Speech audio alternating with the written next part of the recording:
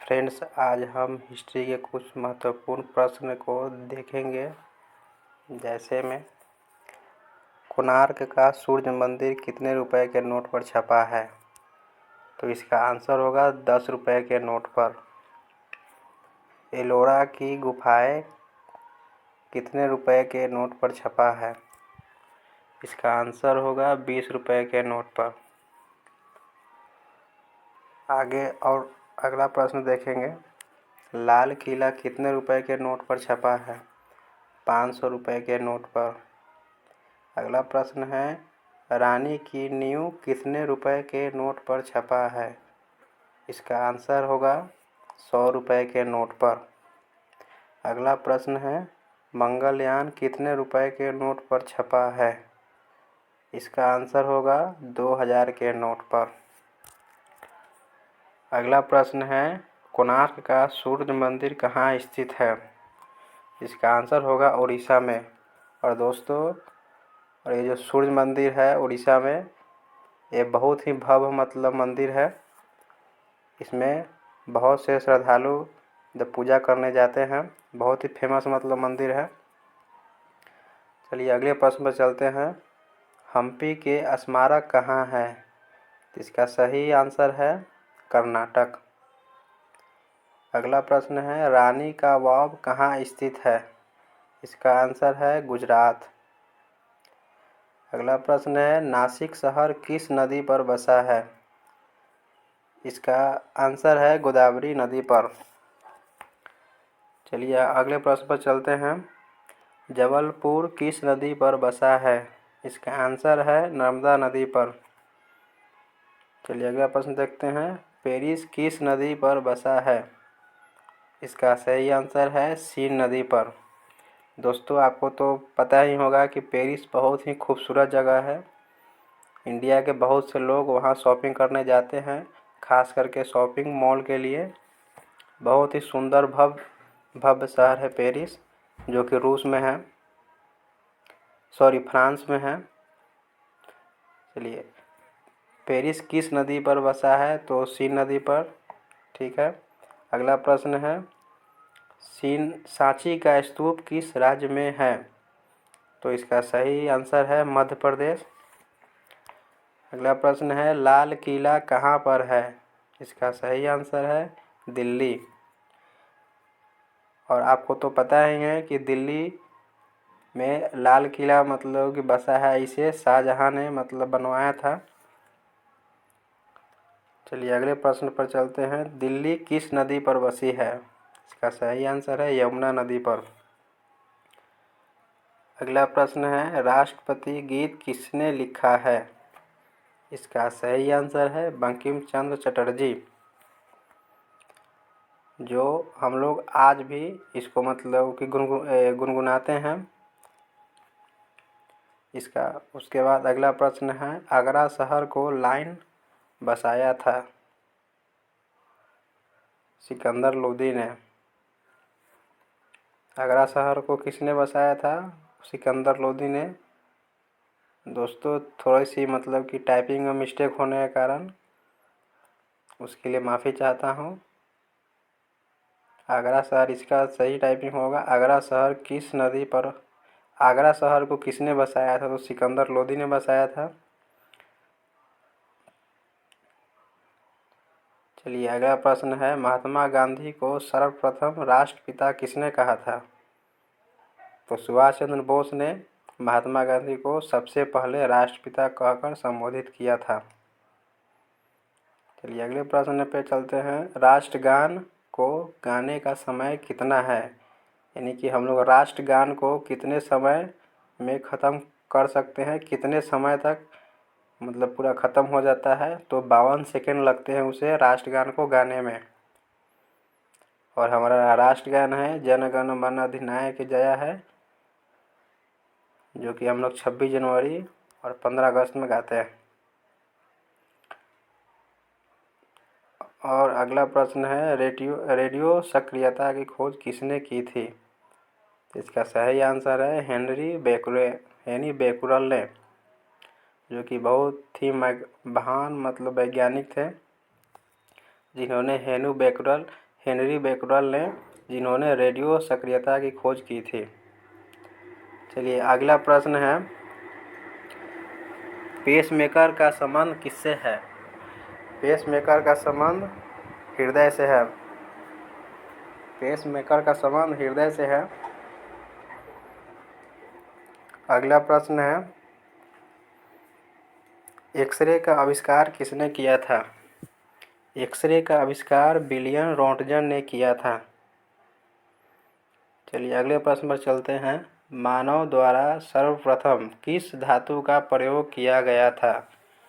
तो मानव द्वारा सर्वप्रथम तांबा धातु का प्रयोग किया गया था, इसका सही आंसर है, क्योंकि मानव ने सर्वप्रथम तांबा धातु से ही जो भी मतलब कि उसके प्रयोग में लाए जाने वाले बर्तन वगैरह थे वह तांबा धातु का ही था।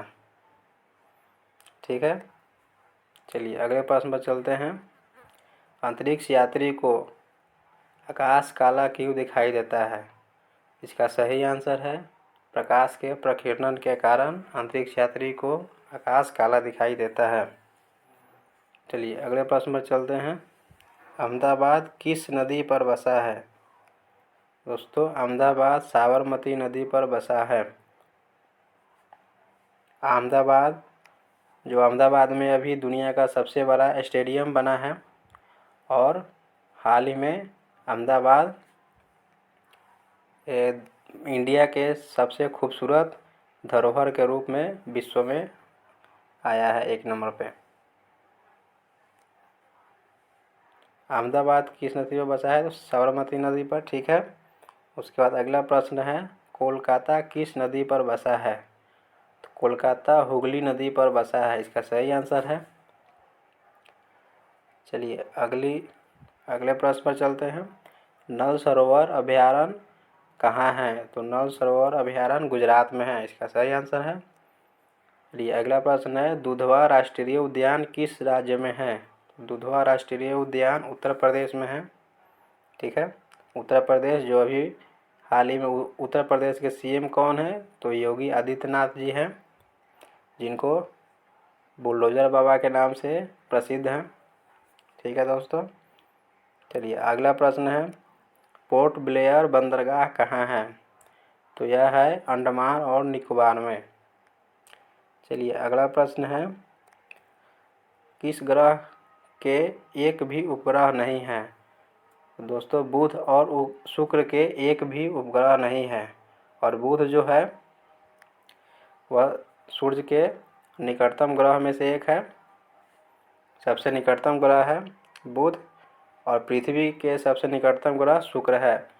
शुक्र को पृथ्वी का जुड़वा बहन भी कहा जाता है, या भोर और सांझ का तारा भी कहा जाता है। ठीक है, अगला प्रश्न है, तृतीय बौद्ध संगति किसके शासनकाल में हुई है? तो यह अशोक के शासनकाल में हुई थी। अशोक जी बाद में जाके एक महान मतलब सम्राट घोषित हुए, जिन्होंने बाद में जाकर बौद्ध मतलब दीक्षा ली और बौद्ध धर्म को अपनाया। ठीक है, अगला प्रश्न है, साइमन कमीशन भारत कब आया था? तो यह 1928 में आया था। ठीक है, वेवल योजना कब पेश की गई थी? तो इसका आंसर है 14 जून 1945 को। ठीक है, अगला प्रश्न है, भारत किस देश के साथ सबसे लंबी सीमा साझा करता है? तो भारत बांग्लादेश के साथ सबसे लंबी सीमा साझा करता है। ठीक है, अगला प्रश्न है, हार्मोन किससे निर्मित होता है? तो हार्मोन अंतःस्रावी ग्रंथियां से निर्मित होता है। ठीक है, अगला प्रश्न है, यूएनओ की स्थापना कब हुआ था? तो यूएनओ की स्थापना 24 अक्टूबर 1945 को हुआ था। ठीक है, यूएनओ के महासचिव कौन थे? तो इसका आंसर है एंटोनियो गुटेरेस, यूएनओ के महासचिव थे। अगला प्रश्न है, यूएनओ में कितने सदस्य होते हैं? तो यूएनओ में 193 सदस्य होते हैं। ठीक है, अगला प्रश्न है, यूएनओ के कितने अंग होते हैं? तो इसके 6 अंग होते हैं यूएनओ के। ठीक है, अगला प्रश्न है, यूएनओ के मुख्यालय कहाँ पर है?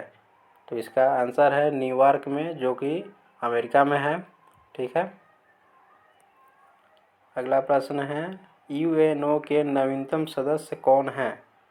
तो इसका आंसर है साउथ सूडान। ठीक है। अगला प्रश्न है विश्व के लघु संसद किसे कहते हैं? तो यूएन को कहते हैं, महासभा को कहते हैं। ठीक है। अगला प्रश्न है महासभा के 77वें सत्र की अध्यक्षता कौन कर रही है? तो यह है सबा कुरैशी कर रही है। ठीक है। यूएनएससी के कुल सदस्य कितने होते हैं? यूएनएससी के कुल सदस्य 15 होते हैं। ठीक है। यूएनएससी के कितने अस्थायी सदस्य हैं? तो इसके 5 अस्थायी सदस्य हैं। ठीक है। यूएनएससी के अस्थायी सदस्य कौन कौन है? तो इसके अस्थायी वो सदस्य अमेरिका है, रसिया है, चाइना है, फ्रांस है, इंग्लैंड है। इसके 5 अस्थायी मतलब सदस्य में से ही है, जो कि पाँचों के पास बहुत ही पावर होता है। इनमें से किसी एक ने भी किसी प्रस्ताव को ठुकरा दिया तो सभी को ठुकराना पड़ेगा, फिर वो प्रस्ताव पास नहीं हो सकता यूएनएससी में। ठीक है दोस्तों। अगला प्रश्न है यूएनएससी के कितने अस्थायी सदस्य हैं? 10 अस्थायी सदस्य हैं, मतलब कि जिसमें से इंडिया भी है, जो कि इंडिया ने बहुत बार अप्लाई किया था यूएनएससी में, लेकिन चाइना के वोटिंग ना करने के वजह से इंडिया अस्थायी सदस्य रह गया। ठीक है दोस्तों। शुरू में यूएनएससी में नेहरू जी जिस समय प्रधानमंत्री थे देश के, उस समय अस्थायी सदस्य बनने के लिए ऑफ़र आया था, जिसको वीटो पावर बोलते हैं। लेकिन उस समय इंडिया के पास उतनी जो उसके लिए पैसा देना होता है उतना अमाउंट नहीं था इंडिया के पास, इसीलिए उन्होंने इसको स्वीकार नहीं किया। नहीं तो आज हम लोगों के पास भी वीटो पावर होता। ठीक है। चलिए अगले प्रश्न पर चलते हैं। अंतर्राष्ट्रीय न्यायालय कहाँ है? तो अंतर्राष्ट्रीय न्यायालय हेग में है, द हेग में है, जो नीदरलैंड में है। नीदरलैंड एक बड़ा ही खूबसूरत शहर है दोस्तों। ठीक है। चलिए अगले प्रश्न पर चलते हैं। विश्व बैंक की स्थापना कब हुई थी? दोस्तों विश्व बैंक की स्थापना 1944 में हुई थी, जिसे हम लोग 1944 या 45 भी बोल सकते हैं। ठीक है। विश्व बैंक की स्थापना किस सम्मेलन में हुई थी? तो इसका आंसर है ब्रेटन वुड्स सम्मेलन में हुई थी। ठीक है। विश्व बैंक का मुख्यालय कहाँ है? तो विश्व बैंक का मुख्यालय वाशिंगटन डीसी में है। ठीक है दोस्तों।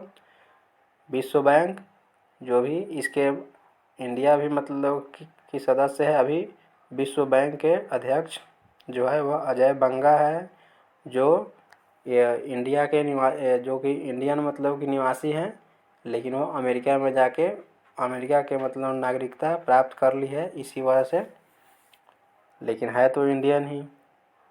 दोस्तों ये थे इतिहास के कुछ महत्वपूर्ण प्रश्न, जिसे मैंने आप लोगों के सामने मतलब कि प्रस्तुत किया। इसको आप याद कर लीजिए, आपके सभी एग्ज़ाम के लिए फ़ायदेमंद होंगे। ओके बाय दोस्तों। फिर कुछ इतिहास के महत्वपूर्ण प्रश्न अगले वीडियो में मैं लाऊंगा। अगर आपको वीडियो अच्छी लगी तो प्लीज़ लाइक और सब्सक्राइब कर देना, और बेल घंटी भी मतलब कि बजा देना, ताकि जो भी मैं वीडियो इतिहास के कुछ प्रश्न से रिलेटेड डालूँगा वो आपके नोटिफिकेशन में आ जाएगा और आप देख सकते हैं और उसको याद कर सकते हैं। Okay thank you.